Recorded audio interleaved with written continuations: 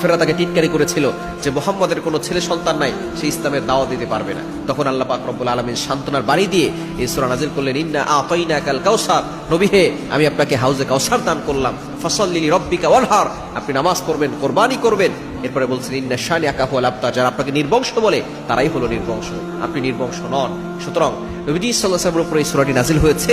এই সূরাটা যদি আপনি প্রথমে 3 বার দুরূদ শরীফ পড়বেন, শেষে 3 বার দুরূদ শরীফ পড়বেন, মাঝখানে সূরাটা 11 বার পড়ে আপনি পানিতে ফু দিয়ে সেই পানিটা যদি আপনার ঘরে ছিটিয়ে দেন, ওই ঘরের ভিতরে অভাব দূর হয়ে যাবে, ঘরের ভিতরে বরকত আসবে।